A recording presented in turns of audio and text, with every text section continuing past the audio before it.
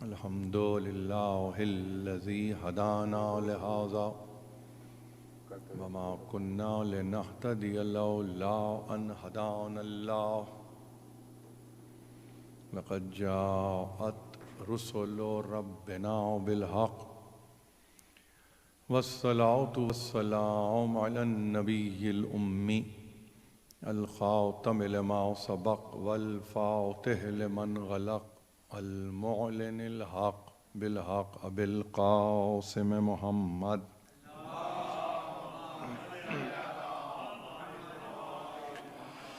وأهل بيته الطيبين الطاهرين المعصومين المظلومين الذين أذهب الله عنهم الرجس وطهرهم تطهيرا.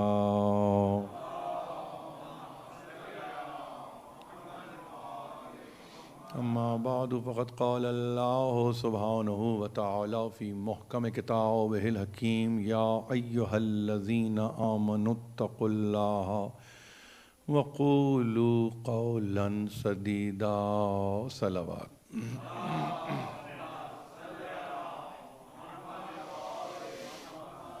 ایام عزا عشرہ اربعین اور یہ چوتھی تقریر ہے. گویا آج سفر کی 14 تاریخ ہے. ہمارے پاس معین دن ہوتے ہیں اور اس میں ہم کوشش اس عمر کی کرتے ہیں کہ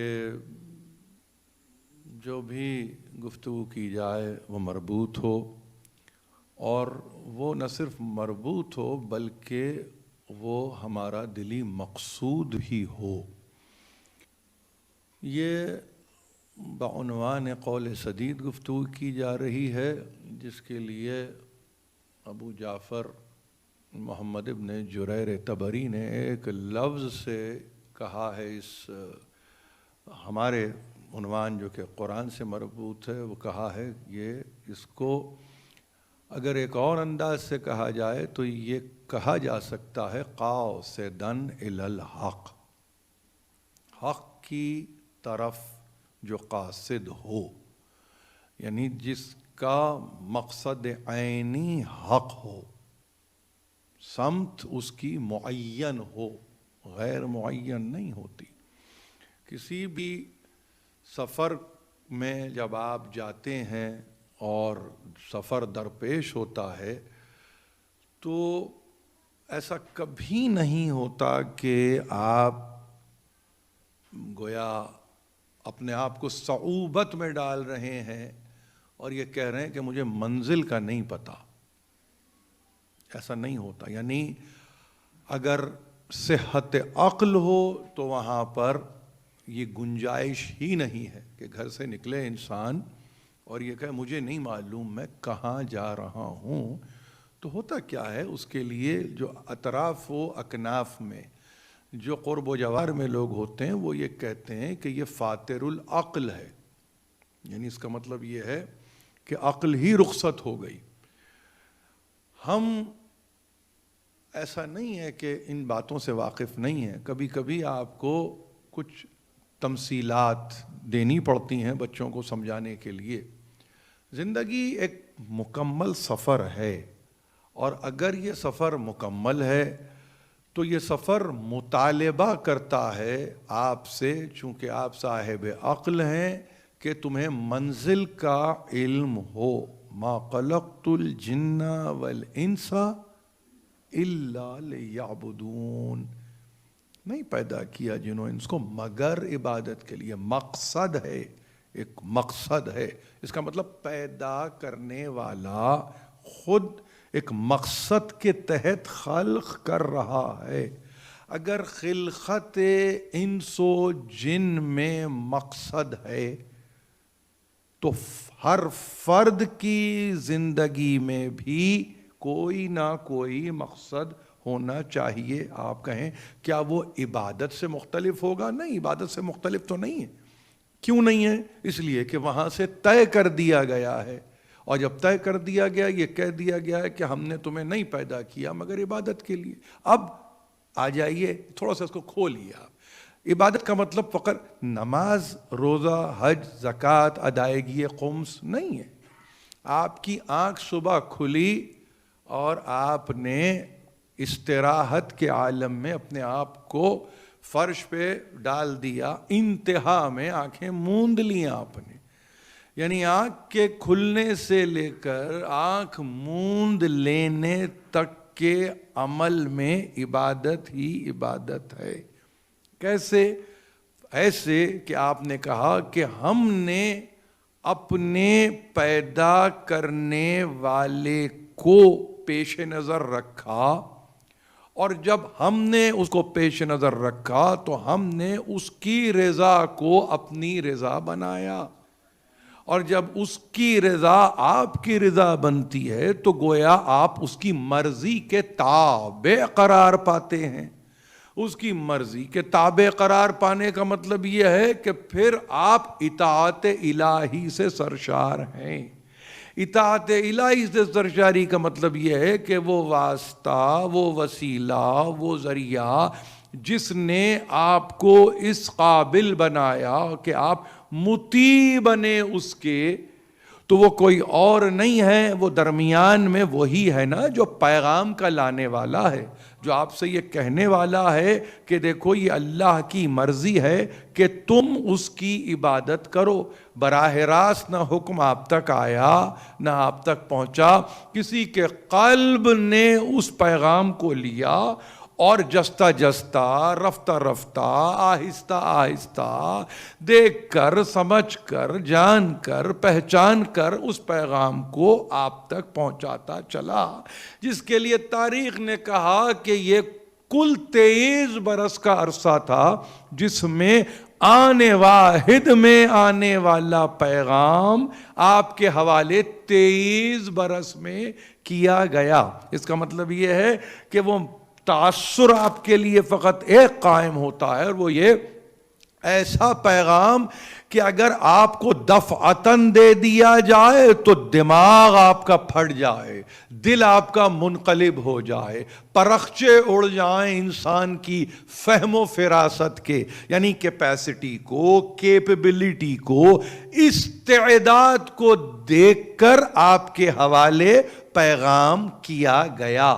ایسے جیسے کہ آپ یہ کہتے ہیں کہ کتاب کھولیے، انٹروڈکشن کا چیپٹر ہے، اس سے پہلے ایک پریفیس ہے جو آپ کو نہیں، آپ کی فہم کو اور آپ کی فراست کو کلٹیویٹ کرتا ہے، آمادہ کرتا ہے۔ یعنی بہت سی ایسی کتابیں ہیں جس کا پریفیس پڑھنے کے بعد آپ کتاب کو بند کر کے رکھ دیتے ہیں، یہ کہہ کر کہ یہ ہمارا مزاج نہیں ہے، یہ ہمارا طریقہ نہیں ہے، یہ ہم سے سنک نہیں ہوتی کتاب، یہ ہم سے مطابقت نہیں رکھتی کتاب۔ آپ نے پریفیس کو دیکھا، ارے پریفیس تو چھوڑ دیجئے، فلیپس کو دیکھا آپ نے، فلیپس کو دیکھا آپ نے، اور آپ نے فلیپ کو دیکھ کے کہہ دیا نہیں۔ کہاں کھڑے ہو کے دیکھا آپ نے؟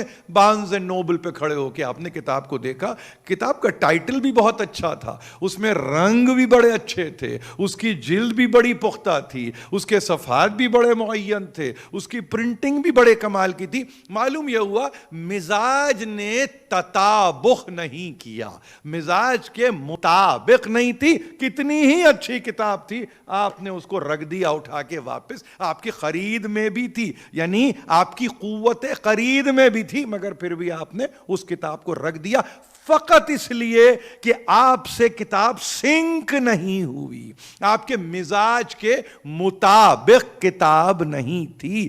جس کتاب ہستی کو اس نے آپ کے حوالے کیا وہ فقط ایسے نہیں کہ کسی جبر کے نتیجے میں کیا، بلکہ پوری طرح سے آپ کو اپنی کریشن بنا کر اور بھیج کر، یہ سمجھ کر، یہ جان کر اور آپ کو یہ پہچنوا کر کہ چونکہ تم ہماری مصنوع ہو، ہم تمہارے صانع ہیں۔ یعنی کیا مطلب ہوا؟ اب لفظ صانع مصنوع کو آسان ٹرمز میں کیسے سمجھاؤں؟ ایسے جیسے کہ آپ کہیں کوئی مینوفیکچرر ہوتا ہے، وہ صانع ہوا، جو مصنوع ہے وہ اس کا پروڈکٹ ہے، یہی آپ کا انگریزی میں ترجمے ہوں گے، اس کے علاوہ کچھ اور نہیں ہوگا۔ اس نے بھیجا، اس کا مطلب یہ ہے پورے طور پر اس نے آپ کو پورے طور پر آمادہ کر کے بھیجا. اب آپ کی ہدایت و رشد کے لیے اس نے کہا کہ کوئی ایسی صورت بھی ہو کہ جس کو آپ سامنے رکھ کر اپنی زندگی کو طے کر سکیں, اس کو کتاب ہستی کہا. آپ قرآن مجید کہتے ہیں, کوئی فرقان حمید کہتا ہے, کوئی کلام الہی کہتا ہے, مگر زندگی کی کتاب ہے کہ جو 114 سوروں پر مشتمل ہے, 6500 آیتوں پر مشتمل ہے. اس میں کچھ مکی ہیں, کچھ مدنی ہیں, اس میں کچھ ایسے بھی سورے ہیں کہ جہاں کہیں آپ کہیں کہ کسی کی تنبیہ ہے, کچھ ایسے بھی سورے ہیں کسی کی تعدیب ہے, کچھ ایسی بھی سورے ہیں جس میں کسی سے براعت بھی ہے, کچھ ایسے بھی صورتیں ہیں جس میں کسی پر پورا بھروسہ بھی ہے, کچھ ایسے بھی سورے ہیں جو مقطعات سے ہیں, کچھ ایسے بھی سورے ہیں جو براہ راست ہیں. یعنی ایک عجیب انداز کی کتاب آپ کو دے کر اس نے یہ کہا کہ دیکھو اپنے آپ کو پہچانو, اور دیکھو جیسے جیسے تمہاری عقل پختہ ہوتی چلی جائے گی ویسے ویسے اس کتاب کے اسرار و غوامض تم پہ کھلتے چلے جائیں گے. پہلے دن وہ پیغام آپ کو دیا جس کی ضرورت پہلے دن ہی تھی. 11 ہجری میں وہ پیغام دیا جس کی ضرورت آپ کو انتہا میں تھی. شروع میں ضرورت اقرا کی تھی, شروع میں ضرورت پڑھنے کی تھی, شروع میں ضرورت قلم کی تھی, شروع میں ضرورت دیکھو یہ رحمان کی رحمانیت کی تھی, رحیم کی رحیمیت کی تھی. یہ تمہاری ضرورتوں کو ہم جانتے ہیں, اس لیے کہ ہم تمہارے سانے ہیں, تم ہماری مصنوع ہو, ہم تمہاری کیپیسٹی کو سمجھتے ہیں. ہم نے کبھی تم کو کیپیسٹی سے بیونڈ نہیں آزمایا ہے. لا نکلف نفسا الا وسعہا کی منزل پر ہم سمجھتے ہیں ہم اتنی ہی زحمت تمہیں دیں گے جس زحمت کے تم قابل ہو. مگر یہ بھی تو سمجھو کہ جب یہ زحمتیں بڑھتی جاتی ہیں تو عقل بھی تو پختہ ہوگی, شعور بھی تو پختہ ہوگا, تمہارا دل و دماغ بھی تو اس قابل ہوگا کہ تم اب بھاری موضوعات کو اٹھاؤ. پہلے دن ہم بھاری موضوع نہیں دیں گے, انتہا میں ہم تم کو ایک ایسا موضوع دیں گے جس کو قیامت تک کے لیے جانا ہوگا. اس کا مطلب یہ ہوا کہ ہے یقیناً اول میں آدم, لیکن انتہا میں خاتم ہے. آدم کچھ اور ہے, خاتم کچھ اور ہے, سلسلہ سب کچھ ہے. مگر آپ کہیں کچھ اور کے تلامذے میں یہ نہ سمجھیے وہ کچھ مختلف ہے. کچھ اور کا مطلب یہ ہے اس عہد کے لیے ہے, آپ کے عہد کے لیے. زمانے نے آگے ترقی کی اور معلوم یہ ہوا ساری شریعتوں کو ایک جگہ جمع کر کے ایک ایسا خلاصہ شریعت کو شریعت محمدی کی صورت میں دینا تھا کہ جس کے بعد پھر کسی اور شریعت کی ضرورت نہ پڑے. اب وہ شریعت بھی ہے, وہ منہاج بھی ہے, وہ راستہ بھی ہے, وہ ایسی صورت ہے راہ کی یا صراط کی جس پہ تمہیں چلنا ہے. مگر کوئی دروازہ بند ہوتا ہے تو ایسا تو نہیں ہے کہ ہم انسانوں کے ایک بڑے قبیل کو تاریکیوں میں دوبارہ بھیج دیں گے, جبکہ ہم یہ کہہ رہے ہیں کہ اس کے بعد کوئی پیغام آنے والا نہیں ہے. لیکن پیغام آنے والا نہیں, اس سے مراد یہ تو نہیں کہ پیغام کی ہدایت کرنے والا نہیں آئے گا. اس کا مطلب یہ تو نہیں کہ کوئی اور ایسا کہ جو اس پیغام کو پوری طرح جانتا ہو وہ تمہیں راہ راست پر نہیں لائے گا. نہیں, یہ ساری چیزیں اپنی جگہ ہوں گی مگر سمجھنے سے تعلق رکھتی ہوں گی, اور اگر سمجھنے سے اس کا تعلق ہوگا تو ذہن کی پختگی چاہیے اس کو سمجھنے کے لیے. عہد رسالت تمام ہو رہا ہے, عہد امامت شروع ہو رہا ہے. جہاں عہد امامت شروع ہو رہا ہے تو اس کو نسبت ہدایت سے ہے, اس کو نسبت ہدایت سے ہے یعنی گائیڈنس سے ہے. گائیڈنس کا مطلب کیا ہے؟ آپ کو ایک صورت عمل دے, اور صورت عمل جب دے تو پھر ایسے دے کہ آپ کہیں کہ قیامت تک کے لیے وہ قابل عمل ہے. کوئی زمانہ اس کی نفی نہ کر سکے, کوئی زمانہ اس کو منہا نہ کر سکے, کسی زمانے میں وہ غائب نہ رہے. ہاں اگر کچھ دیر کے لیے تمہارے مطلع فکر پر طلوع نہیں ہو رہا ہے تو ضروری ہے کہ اس کی تمنا تو کرو، اس کی خواہش تو کرو، اس کو پکارو تو صحیح، اپنے دن کی روشنی میں پکارو، رات کی تاریکی میں پکارو، اس سے کہو آؤ ہمارے لیے آؤ، مگر آؤ اس لیے کہ ہم چاہتے ہیں کہ ہماری ہدایت کا سامان اس طرح سے ہو کہ اب ہادی ہم کو مجسم نظر آئے۔ یہی بات ذہن میں رکھ لیجئے، میری تقریریں آپ کے پیش نظر ہیں، میں گزارش یہی کرنا چاہتا ہوں کہ دیکھیے نہ ہم کو تنہا کبھی چھوڑا گیا، نہ ہم کو کبھی تنہا رکھا گیا، نہ ہم کو کسی زمانے کے حوالے کیا گیا۔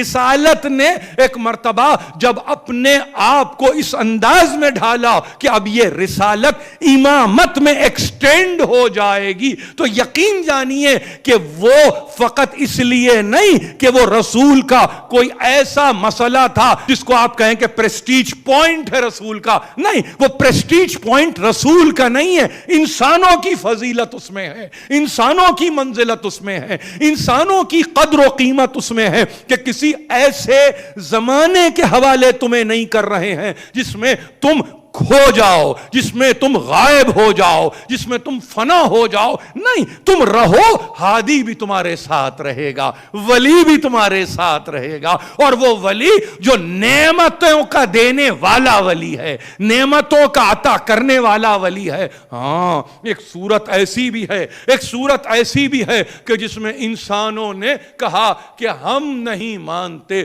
انسانوں کے نہ ماننے سے منشاء الہی تبدیل نہیں ہوا کرتا، انسانوں کے نہ ماننے سے ارادہ الہی میں تغیر پیدا نہیں ہوتا، آپ کا ماننا نہ ماننا عبث ہے، اس نے طے کر دیا محکم ہے، آپ مانے نہ مانے، لیکن انسان کو کہا دیکھو اختیار تمیزی تمہیں دے رہا ہوں۔ یہ جملے کو یاد رکھیں گے آپ، اس لیے کہ ہمارے پاس اصطلاحات میں جو ہم کہتے ہیں کہ مجھے یہ اختیار تمیزی ہے، یعنی تمیزی کا مطلب ممیز کرنا، ممیز کا مطلب امتیاز رکھنا، امتیاز کا مطلب یہ سمجھ لینا کہ درست کیا ہے اور غلط کیا ہے، یعنی سفید کیا ہے، سیاہ کیا ہے۔ جب یہ تمیز دیتا ہے آپ کو تو اس تمیز کے لیے انسٹرومنٹ عقل کو منواتا ہے، کہتا ہے اس انسٹرومنٹ کے نتیجے میں اپنے اختیار تمیزی کو دیکھو، ممیز کرو اور فیصلہ کرو کہ حق کیا ہے اور باطل کیا ہے۔ اب اگر تم یہ طے کرتے ہو اپنے عقل و شعور و دانش و بینش کے نتیجے میں تو ظاہر ہے کہ اس کا ثواب تمہیں ہے، لیکن اگر تم سب کچھ جاننے کے بعد اس کے مخالف عمل کرتے ہو تو پھر ثواب نہیں ہے، عقاب ہے، عقاب ہے، یعنی اس کا عذاب تمہارا پیچھا کرتا رہے گا تاہی کہ تم کو پکڑ لے، تاہی کہ تم کو جکڑ لے۔ اب پیچھا کرتا رہے گا، مہلت دیتا ہے، جس کو جتنی مہلت دینا چاہتا ہے اتنی مہلت دیتا ہے۔ آپ یہ کہیں کہ وہ کہ جو گناہوں میں ملوث ہے اس کو آخر اتنی طولانی زندگی کیوں دے دی، اور جو مومن تھا وہ بیچارہ جلدی کیوں چلا گیا، تو جواب عقل یہ دے گی اس کو رکھا ہے فَاعْتَبِرُوا يَا أُولِي الْأَبْصَارِ کے لیے، تاکہ وہ جو صاحبان بصارت و بصیرت ہیں کم از کم وہ عبرت تو لیں، اس کو دیکھ کر، اس کو پہچان کے، اس کو جان کے۔ زمانے میں موجودگی اس لیے ضروری ہے کہ اگر آپ یہ کہیں مقابل قوت نہ ہو، متصادم قوت نہ ہو تو حق کیسے پہچانا جائے، باطل کیسے جانا جائے۔ تو اس لیے اگر کسی کو مہلت دے دی تو وہاں مہلت دے دی۔ اسی لیے ہم نے اپنی تقاریر میں اور علماء نے ہمیشہ اپنی تقاریر میں ایک بات کو پیش نظر رکھا ہے، اور وہ یہ کہا ہے کہ دیکھو جو عقیدہ آپ کو مل رہا ہے اس کی حفاظت کرو، اس کی حفاظت کرو، جس حد تک ممکن ہو سکتی ہے اس کی حفاظت کرو۔ بڑی مشکلوں سے یہ عقیدہ آپ تک آیا ہے، بہت زحمتوں سے یہ عقیدہ آپ تک آیا ہے۔ اب یہ عقیدہ اگر آ جائے تو اس کو دیکھو مشق ستم نہ بناؤ، اس کو تختہ مشق نہ بناؤ، اس میں پرموٹیشنز کو نہ دیکھو، اس میں پاسبلٹیز کو نہ دیکھو، اس میں امکانات کو داخل نہ کرو۔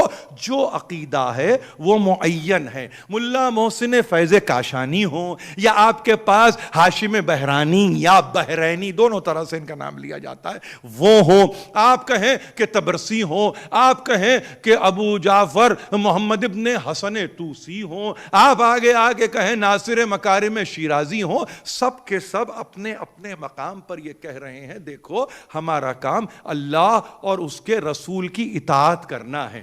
ہمارے پاس اب گنجائش نہیں ہے کہ ہم اپنے قیاس کو داخل کریں اور یہ کہیں کہ اس کو کہتے ہیں اطاعت الہی، اس کو کہتے ہیں اطاعت رسول. ہمارے پاس گنجائش نہیں ہے. معین اطاعتیں ہیں، معین، یاد رکھیے معین، اس میں زیادہ سوچنے کی ضرورت نہیں ہے. اس میں بنیادی چیز یہ ہے کہ دیکھو ایک ایسی اطاعت بھی لازم ہے جس کو ہم نے تمہارے لیے، تمہاری آزمائش کے لیے، تمہاری ابتلا کے لیے ہم نے ولایت میں رکھ دیا ہے. مجھے یہاں تک آنا تھا، اس جملے تک آنا تھا. ولایت اصل میں انسانوں کی آزمائش کی منزل ہے. آپ سمجھ رہے ہیں کسی نے قبا اوڑھ لی، آپ کہہ رہے ہیں کسی نے امامہ پہن لیا، آپ کہہ رہے ہیں کہ کوئی منفرد ہو گیا، آپ کہہ رہے ہیں کہ کسی کو کوئی مقام مل گیا. یہ کسی کو مقام ملنا وہ آپ کا مسئلہ نہیں ہے. وہ اگر آپ تک پہنچی ہے کوئی صورت تو آپ کا کام اطاعت ہے. اطاعت کا مطلب کیا ہوا؟ سر تسلیم کو کم کر دیا. کویشچن نہیں کرنا ہے، یہ نہیں کہنا ہے کہ یہ کیا ہے، یہ کیوں ہے، وہ کیوں نہیں ہے، یہی کیوں ہے. ہمارا سوال یہ نہیں ہے. یعنی اس کا مطلب یہ ہے جیسے وحدانیت اطاعت مانگتی ہے، جیسے رسالت اطاعت مانگتی ہے، ویسے ہی ولایت بھی اطاعت طلب کرتی ہے، ڈیمانڈ کرتی ہے.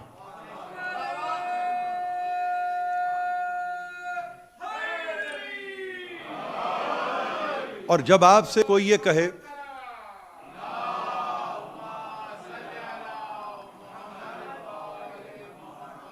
جب آپ سے کوئی یہ کہے کہ یہ ولایت ہے تو آپ اس کو نہ وحدانیت سے قطع کر کے نہ رسالت سے کاٹ کے دیکھیے. آپ سمجھ رہے؟ یعنی آپ کو ولایت اگر سمجھنا ہے، اس لفظ کو ہی سمجھنا ہے، چلیے میں آپ سے کہہ رہا ہوں آپ کو سمجھنا ہے تو بدون توحید اور رسالت آپ نہیں سمجھ سکتے. آپ کو معلوم ہونا چاہیے بات کیوں ہم کسی تصوف کے سلسلے کو پسند نہیں کرتے. آپ معلوم ہے کیوں؟ اس کی وجہ کیا ہے؟ ہمارے پاس جب کبھی یہ بحث ہوئی کہ یہ تصوف ہے، ہمارے بزرگوں نے کہا کہ یہ ایک ایسا انسٹیٹیوشن اسٹیبلش کیا ہے بمقابل امامت و ولایت. کہ اس کا مطلب کیا ہوا؟ اس کا مطلب یہ ہوا کہ سہولت پر مبنی، سہولت پر مبنی یعنی جس زمانے میں ہو بنا لو کسی کو. ہمارے پاس نہیں ہے، ہمارے پاس نہیں ہے، ہم نہیں کرتے، ہمارے پاس یہ طریقہ نہیں ہے. کیوں طریقہ نہیں ہے بھائی؟ ہم اطاعت پسند ہیں. میری بات آپ سمجھ رہے ہیں میں کیا کہہ رہا ہوں آپ سے؟ دیکھیے قبلے کی تبدیلی کا حکم آیا نا قرآن میں، تو وہاں قبلے کی تبدیلی پہ نہ لانگیٹیوڈ کو بحث کا نتیجہ بنایا، نہ لیٹیٹیوڈ کو بحث کا نتیجہ بنایا، نہ یہ کہا کہ دیکھو قبلہ اس لیے ہم تبدیل کر رہے ہیں کہ زمین نے اپنے آپ کو کسی سمت پھیر لیا. نہ کوئی سائنٹیفک ریزن، نہ کوئی ریشنل ریزن، نہ کسی قسم کا کوئی انٹیوشنل ریزن، نہ کہیں سے کوئی یہ کہے کہ سوشل ریزن ہے، نہ کوئی یہ کہے کہ اکنامک ریزن ہے. ہم نے قبلے کو تحویل اس لیے کیا، تبدیل اس لیے کیا تاکہ ہم دیکھیں کہ کون رسول کی اطاعت کرتا ہے اور کون رسول کی معصیت اختیار کرتا ہے.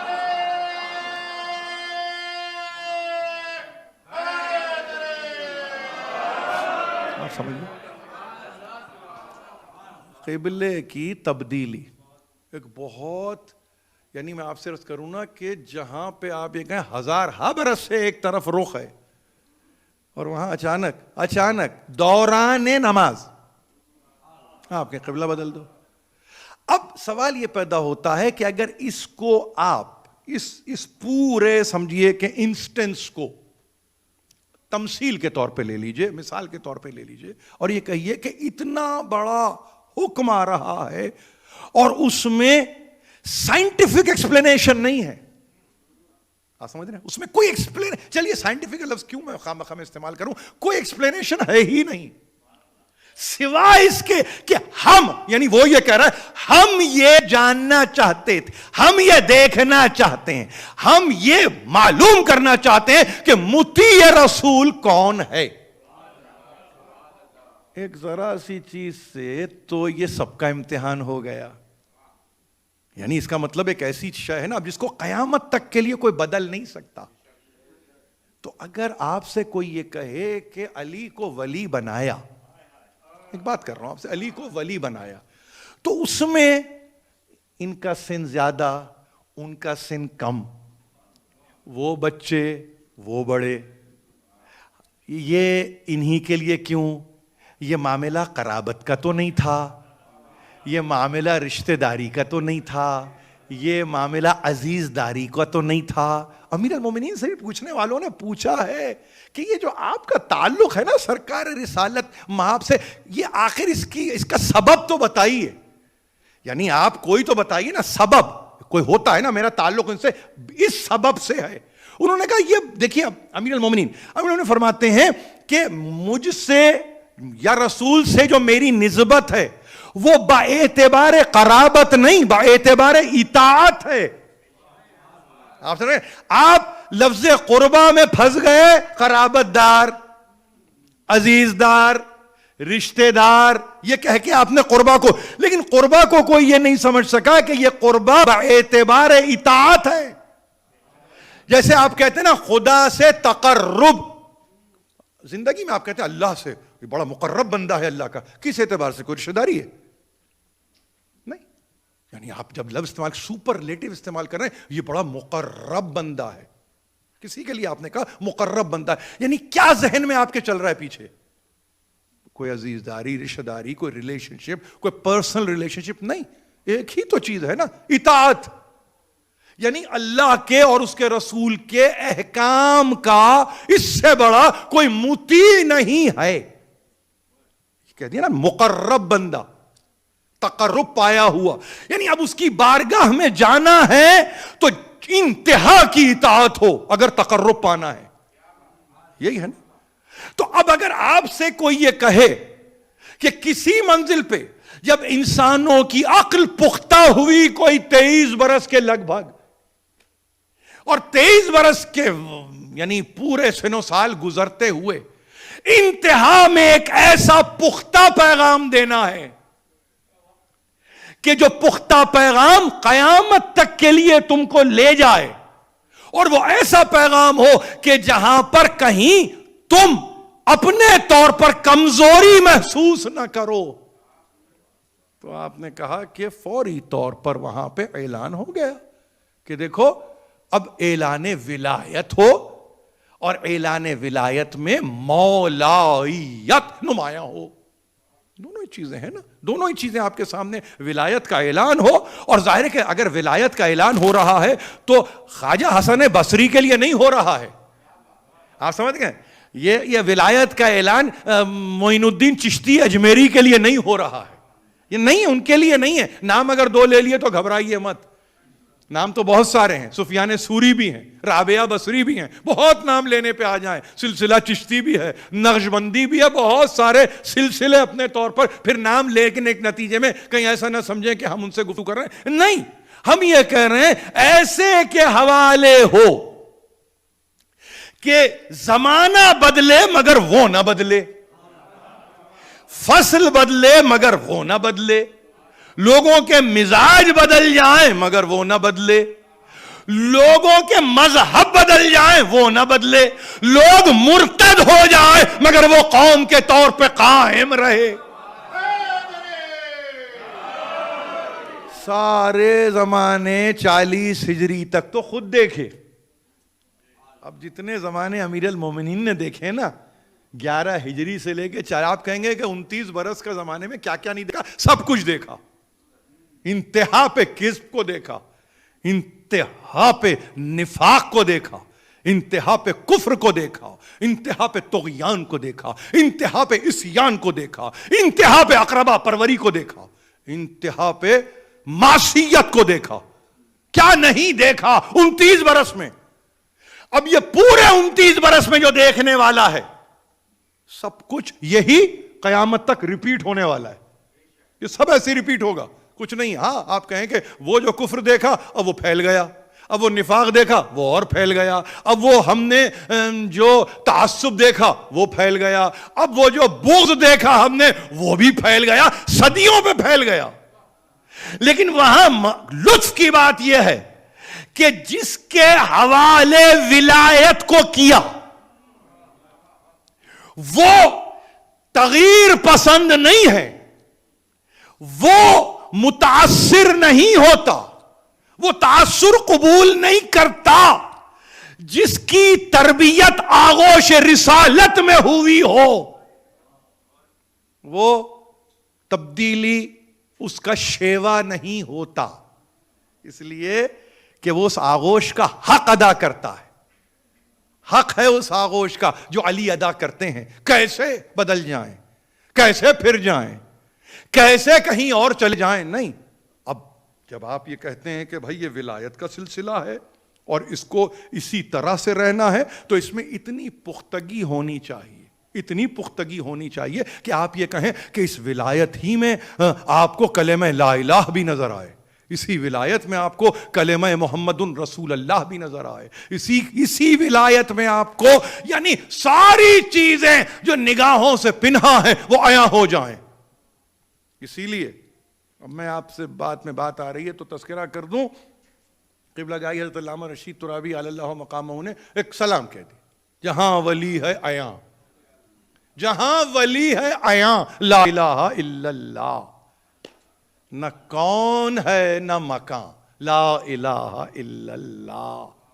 سبک ہیں دونوں جہاں, لا الہ الا اللہ. گراں ہے سخت گراں, لا الہ الا اللہ. سبھی زمانے کی گردش سے ہو گئے مجبور مگر امام زمان, لا الہ الا اللہ. لا الہ الا اللہ یہ کلمہ ہے نا, مگر جب تک اس کلمے کو ولایت اپنے آغوش میں نہ لے لے, جب تک اس کلمے کو, اسی لیے جہاں ولی ہے عیاں, لا الہ الا اللہ. ہمیشہ یاد رکھیے کہ آپ اگر یہ کہتے ہیں کہ کسی نے قول سدید کے لیے کہا یہ کلمہ لا الہ الا اللہ ہے, تو فرادہ نہیں ہے, یہ تنہا نہیں ہے. یہ جب تک کہ ولی اس کی استعانت پر نہ ہو. کلمہ لا الہ الا اللہ کلمہ ہے, مگر وہ بھی چاہتا ہے کہ اس کا کوئی محافظ ہو, جیسے قرآن کا کوئی محافظ ہو. آپ یہ نہیں کہہ سکتے کلمہ لا الہ کو کہ محافظ نہیں چاہیے, وہ اپنی حفاظت آپ کرتا ہے, تو قرآن کی بھی حفاظت وہ آپ کر لیتا. اِنَّا نَحْنُ نَزَّلْنَا الذِّكْرَ وَإِنَّا لَهُ لَحَافِظُونَ کی ضرورت کیا تھی؟ قرآن اپنی حفاظت خود کرتا. یہ کلمہ لا الہ اس کا بھی کوئی محافظ ہو تو اس کا محافظ کوئی اور نہیں ہو سکتا جب تک کہ وہ ولی خدا نہ ہو. اور ولی خدا وہ نہیں ہوتا جو کسی شورا کے نتیجے میں, کسی اڈلٹ فرنچائز کے نتیجے میں, کسی الیکشن کے نتیجے میں, کسی سلیکشن کے نتیجے میں نہیں. جیسے من لدن علم آتا ہے ویسے ہی من لدن ولی خدا بھی آتا ہے.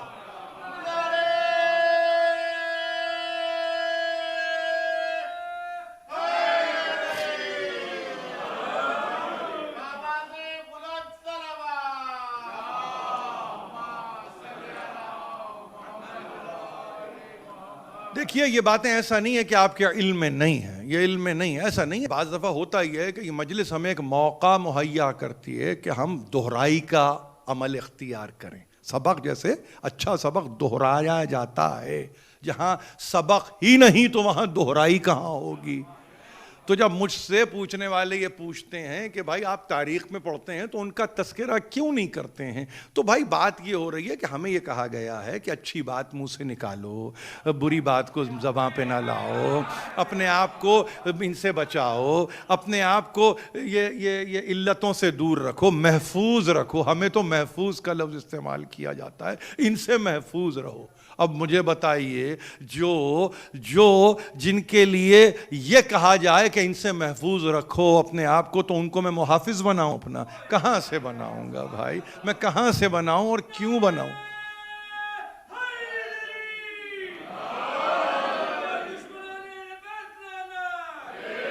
اب اسی اس سلام میں علی کی تیغ سے پوچھو ہر ایک کی تاریخ کہاں ہے، کس کہا تھا، کس نے کہاں، لا الہ الا اللہ۔ علی کی تیغ بتائے گی کہ کب اسلام کہاں کیسے آیا، کس کا اسلام کہاں تھا۔ یہ تیغ کا مطلب یہ نہیں ہے کہ کوئی بائی فورس گفتگو ہو رہی ہے، نہیں، خوف سے بھی تو مسلمان ہوئے نا، ڈر کے عالم میں بھی تو مسلمان ہوئے نا۔ آپ یہ سورہ احزاب میں پڑھ رہے ہیں، مجھ سے زیادہ بہتر جانتے ہیں کہ یہ آیت سورہ احزاب کی ہے، پوری جنگ خندق رکھی ہوئی ہے اس کے اندر۔ آپ کو معلوم ہونا چاہیے جنگ خندق میں وہاں تو ایک ہے، ادھر کئی ایک ہیں۔ اب جو ادھر کئی ایک ہیں وہ خوف میں مبتلا ہیں وہاں سے، مگر معلوم یہ ہوتا ہے کہ نہ یہاں سے جا سکتے ہیں، اب یہاں سے اٹھ سکتے ہیں، اس کی وجہ سے کہ ایک تلوار ہے جو چمک رہی ہے، یہ تلوار ہے جو چمک رہی ہے۔ اس تلوار نے برداشت کیا بدر میں، اس تلوار نے برداشت کیا احد میں، مگر اب خندق ہے نا، اب یہ تلوار برداشت نہیں کرے گی، اب یہ تلوار برداشت نہیں کرے گی، کسی ایسے عمل کو برداشت نہیں کرے گی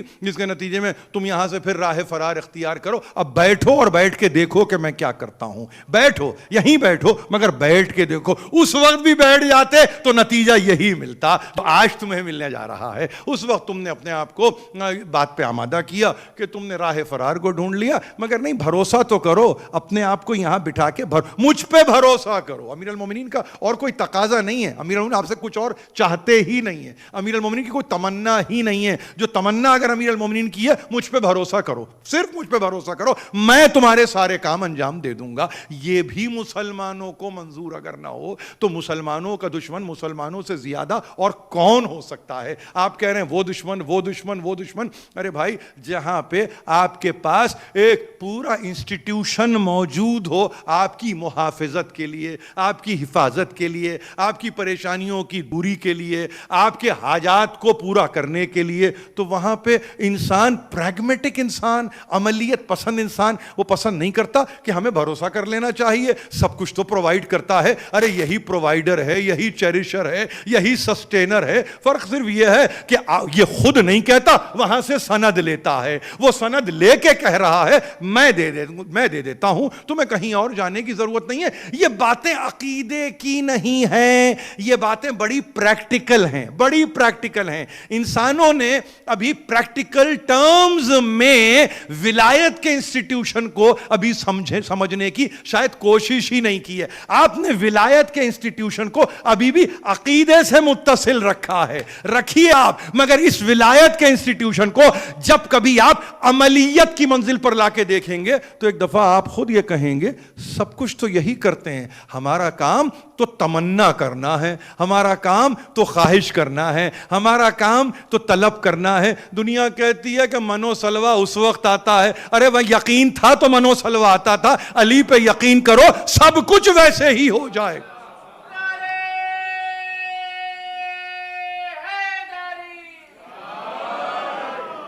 یہ ہماری زندگی ہے جس میں ہم جی رہے ہیں، اور اپنے بچوں کو ہم چاہتے ہیں کہ وہ ایک یقین کے عالم میں زندگی گزاریں۔ دیکھیے قاصدن الی الحق، ہر شے کا ہر شخص کا ایک مقصد ہے، کوئی بھی قاصد نہیں ہوتا باطل کی طرف، کوئی بھی قاصد نہیں ہوتا کہ اس کو ایسی منزل کی طرف لے جایا جائے جہاں نتیجہ نہ ہو۔ ہمیشہ یاد رکھیے جس راہ پر علی ہے، نہیں، جس راہ کی انتہا پہ علی ہے، وہاں پہ اس کا مطلب یہ ہے انسانوں کی منفعت ہی منفعت ہے، مضرت نہیں ہے، نقصان نہیں ہے، خسارہ نہیں ہے، وہاں موجود ہے۔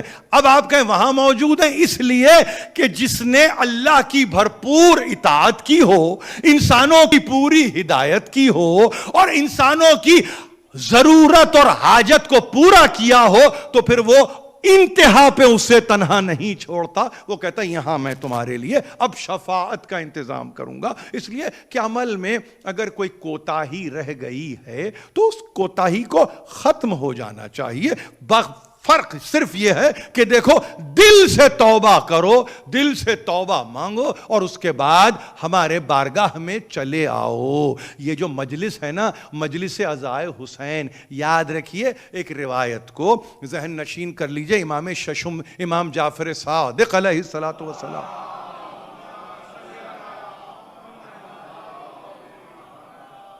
من بکا او ابکا جو روئے اور رلائے ولو واحدن، ایک کو بھی، تو کیا ہے؟ یغفر اللہ ذنوبہ، اللہ اس کے گناہوں کو معاف کر دیتا ہے۔ اب آپ سمجھ رہے ہیں میں آپ سے کیا کہہ رہا ہوں؟ یہ ہمارے پاس قوت ہے، یہ قوت آپ کے پاس ہے، یہ آپ کی اساسی قوت ہے، یہ کسی اور کے پاس نہیں ہے۔ مجھے کوئی مسلک لا کے دکھاؤ، دیکھو میں عجیب آپ سے بات کر رہا ہوں، میرے بچے مجھے سن رہے ہیں، ظاہر ہے کہ آپ سب بیٹھے ہیں، بہنیں سن رہی ہیں، مجھے کوئی دنیا میں ایسا مسلک بتائیے کہ جہاں کسی عمل کے نتیجے میں گارنٹی ہے کہ تمہارے گناہ معاف کر دیے گئے۔ کوئی ایک مسلک بتا دیجئے۔ آپ کہیے کہ صاحب یہ مسالک کی بات کر رہا ہوں نا، فقہی مسالک میں لا دیجئے، ہم جعفری ہیں، فقہی مسالک میں لائیے، آپ کہیں کوئی حنفی، شافعی، مالکی، حنبلی، کوئی ایسا مسلک مجھے لا کے بتائیے کہ انہوں نے کہا ہے کہ یہ عمل اختیار کرو تو تمہارے گناہ معاف۔ نہیں۔ اچھا وہاں گناہ معاف کا مطلب کیا ہے؟ وہاں گناہ معاف کا مطلب یہ ہے کہ یہ تو سمجھیے کہ کوئی کہہ رہا ہے کہ ہاں ہو جائیں گے وہاں، نہیں، کوئی یہ کہے کہ ہم تم سے کہہ رہے ہیں، ہم تم سے کہہ رہے ہیں۔ بھائی میں نے آپ سے کیا کہا تھا؟ کسی منزل پہ کہا تھا نا، حل لی من توبۃ، ہاتھوں میں ہتھکڑیاں، پیروں میں بیڑیاں، گلے میں توق، مگر پوچھنے والا پوچھ رہا ہے کیا میری توبہ قبول ہوگی؟ اب آپ یہ کہہ رہے ہیں کہ یہ کون سا موقع ہے یہ سوال کرنے کا؟ موقع کیا ہے یہ سوال کرنے کا کہ ہم میری توبہ قبول ہوگی؟ کیوں؟ اس لیے کہ اس نے جسارت کی، مگر جسارت کے بعد اس نے ایک مرتبہ اپنے آپ کو اس منزل پہ پایا کہ جہاں اس نے کہا کہ معافی کا طلبگار و خواستگار ہوں، مجھے معلوم نہیں تھا۔ نہیں ہوتا ہماری زندگیوں میں بہت ساری چیزیں ایسی ہوتی ہیں آپ کو نہیں معلوم ہوتا، آپ نے کی توبہ۔ مجھے بتاؤ کہ یہ توبہ کو لے کے کس دروازے پہ آپ جائیں گے یہ کہنے یا پوچھنے کے لیے، بتائیے میری توبہ قبول ہوئی کہ نہیں ہوئی؟ کوئی گھرانہ نہیں ہے، خدا کی قسم آپ سے کہا کہتا ہوں، کوئی نہیں ہے، یہی گھرانہ ہے، یہی۔ نیت کر کے اگر سوئیں گے نا تو خواب میں دیکھیں گے ایک آواز آئی، اس نے کہا تیری توبہ قبول۔ کیا ہوا؟ وہ حر ابن یزید ریاحی ہو، وہ مرد شامی ہو، وہ کوئی بھی ہو، کسی دور میں ہو، چیک کیا نا، اس نے بھی کہا نا کیا میرے لیے توبہ کا دروازہ کھلا، حل لی من توبۃ، ہے کیا میرے لیے دروازہ کھلا ہے توبہ کا؟ یہ کون کہہ سکتا ہے؟ یہ کون کہہ سکتا ہے؟ یعنی اس کا مطلب یہ ہے کہ جس کی نگاہ باب توبہ پہ نہیں ہے، جو جانتا ہے کہ جو عمل یہ کر رہا ہے میں ہوں شفیع، جو زندگی میں شفیع بن رہا ہو، زندگی میں شفاعت ہو رہی ہے، زندگی میں حر کی شفاعت زندگی میں ہے، اس کا مطلب گنجائش ایک ایسی بھی ہے کہ آپ اس کو قیامت تک کے لیے شفاعت کو اٹھا کے نہیں رکھتے۔ یہ آپ کے عقیدے، مذہب، راستے، طریق، صراط کی بات کر رہا ہوں، آپ کے لیے گنجائش ہی گنجائش ہے کہ آپ نے کہا غلطی ہو گئی، دل سے ایک مرتبہ کہا کہ نہیں مولا مجھے معاف کر دیجئے۔ کیا ہوا؟ کسی کے پاس جانے کی ضرورت ہے آپ کو؟ پوچھنے کی ضرورت ہے آپ کو؟ نہیں، ایک آواز یہیں سے آئے گی، یہیں سے۔ ہمارا ہے بس ہمارا رہ، مگر اب اس کی تکرار نہ ہو، اب اس گناہ کی تکرار نہ ہو گئی تجھ سے غلطی، ہم ہیں نا، اگر ہم ہیں تو اس کا مطلب یہ ہے، اب ایک بات سنیں میرے نوجوان، اگر توبہ کا دروازہ کھلا ہے اور وہ مغفرت کے لیے تیار ہیں تو پھر تکرار نہ کرو، اس لیے تکرار نہ کرو ان کو شرمسار کر دو گے۔ آپ میری بات سمجھے میں نے کیا کہا؟ یعنی ایک گارنٹر ہے نا، اب ایک گارنٹر اگر گارنٹی لے اور وہ آپ کی گارنٹی لے رہا ہے، دنیا میں آپ کرتے ہیں نا، آپ کیا کرتے ہیں اس گارنٹر کے ساتھ؟ آپ کیا کرتے ہیں؟ محسن ہوتا ہے آپ کا، وہ آپ کا محسن ہوتا ہے، اور اگر آپ ڈیفالٹر ہو جائیں تو کیا ہوتا ہے؟ یعنی گارنٹر پر سوال اٹھتے ہیں کہ یہ گارنٹر تم تھے اس کے۔ بس یاد رکھیے جس مقام پر ہیں اس دروازے سے وابستہ ہونے میں سہولت ہی سہولت ہے، اپنے لیے زحمت نہ پیدا کریں۔ وہ جب موجود ہیں کہ تم نے صدق دل سے توبہ کی، ہم نے اسے قبول کیا، اب ہمیں مایوس نہ کرنا، ہمیں اب مایوس نہ کرنا۔ یہ کون ہے؟ امام زین العابدین۔ کس کیفیت میں ہے؟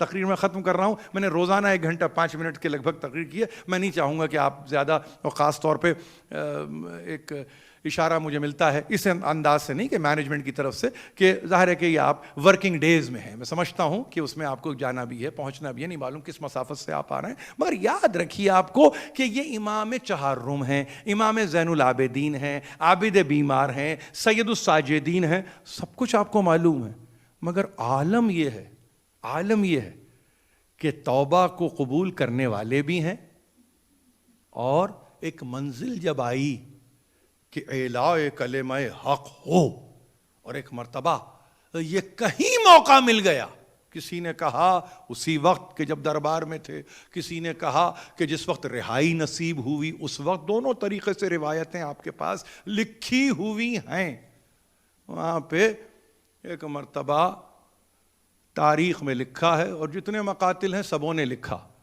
کہ صعد المنبر، ممبر پہ گئے، اور ظاہر ہے اجازت ملی تو گئے، اور تکلم بکلام الانبیاء، کہتے ہیں بعذوبۃ اللسان بالفصاحہ والبلاغہ، ایک وہ کہ جس کے لیے کبھی کسی نے سنا نہیں ہے، وہ ایک مرتبہ ممبر پہ جائے تو تاریخ یعنی ہسٹری پریس کرے، اس کی تعریف کرے کہ ممبر پہ جانے کا سلیقہ، ممبر پہ بیٹھنے کا سلیقہ، کلام کرنے کا سلیقہ ایسے مثل انبیاء، یہ تاریخ ہے، اور اس میں 3 صفتوں کو سامنے رکھا، بعذوبۃ لسان یعنی زبان شیریں، تکلیفیں کتنی ہوئی ہیں، کیا عالم ہے تکلیفوں کا، اس میں زبان میں شیرینی ہے، غم نہیں، غصہ نہیں ہے، پروٹیسٹ نہیں ہے، یعنی اس کا مطلب یہ ہے کہ یہ مقصد حسین ایک ایسا پیغام ہے جس کو پھیلانا ہے، ادعو الی سبیل ربک بالحکمت والموعظۃ الحسنہ وجادلہم باللتی ہی احسن، ایسے ہی دعوت نہیں دی جاتی، قتل حسین محور بن رہا ہے قیامت تک کے لیے، آؤ ابھی آؤ، اب بھی آ جاؤ، اب بھی وقت ہے، اس طرف نکل آؤ، یہ حسین ابن علی کا قتل محور و مرکز بن رہا ہے، تو دعوت کیسے دی جائے گی؟ تاریخ نے لکھا کہ اس انداز سے دعوت دی گئی کہ شیریں کلامی کی انتہا تھی، ممبر پہ گئے ہیں، دور یزید کے باہر کا نہیں ہے، اسی دوران ہے، میں نے کہا 2 روایتیں ہیں، یا تو اسی دن جب دربار کی بات کرتے ہیں، یا اس کے بعد کہ جس وقت آپ کو رہائی ملی ہے۔ تو دوسری چیز فصاحت و بلاغت کی انتہا، یہ دونوں لفظ جب مل کے آ جاتے ہیں نا تو اس کا مطلب کلام مکمل ہو جاتا ہے، کلام میں کوئی گنجائش نہیں رہتی۔ میں نے اتنی کتابوں کا مطالعہ کرنے کے بعد کسی اوریٹر کی اوریشن میں فصاحت و بلاغت کے علاوہ کوئی لفظ نہیں دیکھا تھا، لیکن یہاں عذوبت لسان، یعنی صحیح ہے آپ کے پاس الفاظ کا چناؤ ہے، صحیح ہے کہ آپ کے پاس بہترین اس کا ایپلیکیشن کا محل بھی ہے، موقع بھی ہے، لیکن اس میں جو شیرینی ہے، اس میں جو کلاس ہے، اس میں جو انویٹیشن ہے، تو آپ معلوم ہے اس کے لیے لکھا ہے تاریخ نے، دور دور سے لوگ سمٹ کے آ رہے تھے، دور دور سے لوگ، یہ آواز جب بلند ہوئی ہے تو دور دور سے لوگ سمٹ رہے تھے اور آپ کے قریب آ رہے تھے، اس انداز سے یہ کلام پیش کیا گیا۔ اور اس کے بعد من عرفنی فقد عرفنی ومن لم یعرفنی فانا عارف بنفسی، سنو جو مجھے جانتا ہے وہ مجھے جانتا ہے۔ تقریر ختم کر رہا ہوں، یہ جملے تاریخی جملے ہیں، ان کو یاد رکھے، جو مجھے جانتا ہے وہ مجھے جانتا ہے، اور جو مجھے نہیں جانتا میں اپنے آپ کو پہچنواتا ہوں، میں، کوئی اور نہیں، میں پہچنواؤں گا اپنے آپ کو۔ یہ کب؟ بعد واقع کربلا، جو پورا گھر کٹ چکا ہے، پورا گھر کٹ چکا ہے، فَأَنَا علی ابن الحسین ابن علی ابن ابی طالب، کوئی ہے آپ کے پاس؟ کوئی ہے یہاں مجمع میں یہ کہے کہ یہ کیا انداز تخاطب و تعارف ہے؟ ارے الجھتے ہو ابو طالب سے، آپ کو پیش کر دیا ابو طالب کو اپنے نسب میں رکھ کے، اور یہ بتا کے کہ دیکھو یہ اول قوم ہے، یہ اول قوم ہے، ہم تو وہاں سے چلے ہیں۔ ایسے نہیں آپ کے پاس حسب نسب پوچھا جاتا، اچھے گھرانوں میں آج بھی حسب نسب کی گفتگو ہوتی ہے، تو وہاں پہ فقط تنہا نام نہیں لیا جاتا۔ یہاں کتنے تعارف کروانے والے تعارف کرواتے ہیں آپس میں تو سنگولر نیم کے ساتھ، تنہا کسی نام کے ساتھ تعارف کرا دیتے ہیں۔ نہیں، یہ طریقہ نہیں ہے۔ اپنے تعارف میں بتلائیے کہ آپ ہیں کون، بتائیے کہ آپ کے ابو جد کون ہیں، متعارف تو کراؤ۔ یہ سلیقہ ہمیں کہاں سے ملا؟ امام زین العابدین نے یہ سلیقہ دیا، میں ہوں علی ابن الحسین۔ کون حسین؟ علی کا بیٹا۔ کون علی؟ ابو طالب کے بیٹے۔ یعنی پورے حسب نسب کو سامنے رکھ دیا۔ موقع کیا ہے؟ موقع خوشی کا نہیں ہے، مگر بتلانا ضروری اس لیے ہے کہ یہ وہ گھرانہ ہے جو حق پہ چل رہا ہے۔ ان میں سے کوئی اگر حق پر نہ ہو تو اس حسب نسب کی کوئی گنجائش ہی نہیں رہتی۔ یعنی کیا سمجھتے ہیں آپ ابو طالب اس انداز سے کہ کوئی دنیا یہ کہے کہ کفر کے عالم میں مر گئے؟ نہیں، یہ بتا رہا ہے، تعارف بتا رہا ہے کہ آنے واحد کے لیے بھی شائبہ کفر نہیں کیا جا سکتا۔ میں ہوں علی، حسین کا بیٹا، وہ علی کے بیٹے، وہ ابو طالب کے بیٹے۔ اور سنو، میں اب تعارف اگر سننا ہے، انا ابن زمزم والصفا، انا ابن مکہ والمنا، انا ابن فاطمۃ الزہرا۔ کیا خیال ہے آپ کا؟ یعنی کوئی ہے یہ کہنے والا ہے، یہ تعارف کبھی اولین و آخرین میں کسی سے سنا آپ نے؟ میں بیٹا ہوں، زمزم و صفا کا تو میں بیٹا ہوں، مکے اور مینا کا تو میں بیٹا ہوں۔ اور جب مکے اور مینا کا بیٹا ہوں تو غلط نہیں کہا فرزدق نے کہ حل و حرم آپ کی تعظیم کرتے ہیں، حجر اسود آپ کے ہاتھ کا بوسہ دیتا ہے، دنیا بوسہ لینے جاتی ہے، حجر اسود بوسہ دیتا ہے۔ یہ فرق ہے۔ زمزم و صفا، مکہ والمنا، اور انا ابن فاطمۃ الزہرا۔ اور کون؟ انا ابن مذبوح بالقفا، میں اس کا بیٹا ہوں جس کو پس گردن سے ذبح کیا گیا۔ یہ تعارف ہے، برداشت کریں گے آپ؟ یعنی دیکھیے نا، ابھی تیسرے یا چوتھے جملے پہ آپ ہیں، یہاں بکا بھی ہے، یہاں پہ گریا بھی ہے۔ کیا قیامت ہے وہاں پہ آپ کو معلوم ہے؟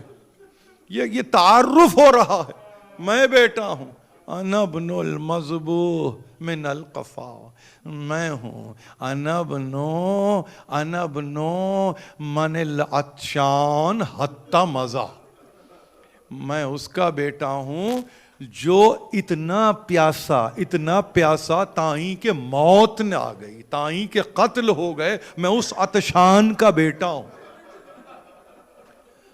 اور انا ابن رفع راسہ علی القفا، فقط قتل نہیں کیا گیا، سر نہیں کاٹا گیا، بلکہ میں اس کا بیٹا ہوں کہ جس کے سر کو نیزے پہ بلند کیا۔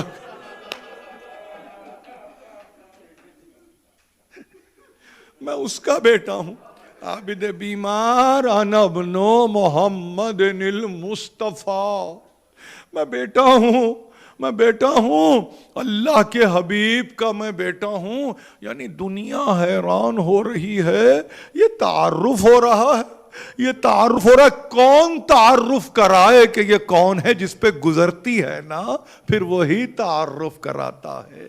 سنو، ہمارے بارے میں یاد رکھو، کچھ فضیلتوں کے ساتھ اللہ نے ہمیں معمور کیا ہے۔ دیکھو، فین المختلف الملائکہ و معدن الرسالہ۔ سنو، ہم کون ہیں؟ ہم ملائکہ کی فرودگاہ ہیں. آ کے ملائکہ ہمارے پاس آتے ہیں, قدم بوسی کے لیے آتے ہیں, ہمارے ساتھ بیٹھتے ہیں, ہمارے اطراف و جوانب میں رہتے ہیں. ہماری منزل یعنی ملائکہ کی منزل مراد ہم ہیں, ہم منزل مراد ہیں. فینا مختلف الملائکۃ و معدن الرسالہ, ہم رسالت کا معدن ہے, ہم رسالت کا جوہر ہے, ہم رسالت کا سلالہ ہے, ہم رسالت کی اصل ہے, ہم رسالت کے امین ہیں. یعنی کوئی تعارف کروائے گا میرے بیمار امام کا, سنو فینا شجاع, ہم میں شجاعت ہے. اور سنو نحنو لا نقب باسا, ہم کسی فوج سے قائف نہیں ہوتے. یہ کس کا منبر ہے؟ کہتے ہیں یہ یزید کا دیا ہوا منبر تھا جس پہ اپنی فضیلتوں کو بیان کر رہے ہیں. فینا آیات القرآن, ہم میں قرآن کی آیتیں موجود ہیں. مولا اپنا تعارف کرایا, کراتے کراتے ایک منزل آئی. ایک مرتبہ یزید نے غیظ و غضب کے عالم میں مڑ کے دیکھا اور دیکھ کے مؤذن سے یہ کہنے لگا, تو کیا چاہتا ہے؟ تو کیا چاہتا ہے؟ تو میرے ملک کا زوال چاہتا ہے, تو چاہتا ہے کہ ملک میرے ہاتھ سے نکل جائے, میں حکومت سے محروم ہو جاؤں. تو کیا چاہتا ہے؟ آخر تیرا ارادہ کیا ہے؟ اس نوجوان کو تو نے ظاہر ہے بولنے دیا, اس کے کلام کو قطع کر دے, اس کے کلام کو روک دے, اس کے کلام کو اس طرح سے ٹھہرا دے کہ پھر یہ کلام کے قابل نہ ہو. قصہ مختصر, ایک مرتبہ کلام کو منقطع کرنے کے لیے مؤذن نے بس اتنا کہا, اللہ اکبر, اللہ اکبر. بے اختیار کہا کبر تو تکبیرہ. کون ہے جو اس کو نہ مانے, اس کی کبریائی کا میں اعلان کرتا ہوں. ایک مرتبہ کہا اشہد ان لا الہ الا اللہ, کہا میرا روم گواہی دیتا ہے, میرا رواں گواہی دیتا ہے. اشہد بہذا الکلمہ, میں گواہی دیتا ہوں تمام گواہوں کے ساتھ مل کر کہ اس کے سوا کوئی معبود نہیں ہے. ایک مرتبہ مؤذن نے بس اتنا کہا اشہد ان محمدن رسول اللہ. یہ کلمہ آنا تھا. ایک مرتبہ رونے لگے, یزید کی طرف رخ کیا, مکاتبہ کر کے بس اتنا کہا تجھے خدا کی قسم یزید, تجھے بتا دے کہ رسول خدا کے تعلق سے تو کہتا ہے ام محمدہ جدی ام جدک, مجھے بتا دے کہ محمد تیرے جد ہیں یا میرے جد ہیں. اس نے کہا جدک. ایک مرتبہ جیسے ہی سنا کہ تو کہتا ہے میرے جد ہیں, بے اختیار اپنی زلفوں کو پھیلا دیا اور ہاتھوں کو جوڑ کے بس اتنا کہا ہمیں یہ بتا دے یزید کہ اہل بیت کو کیوں قتل کیا, تو نے حسین کو کیوں شہید کیا, تو نے ان بیویوں کو بازار کاہے کے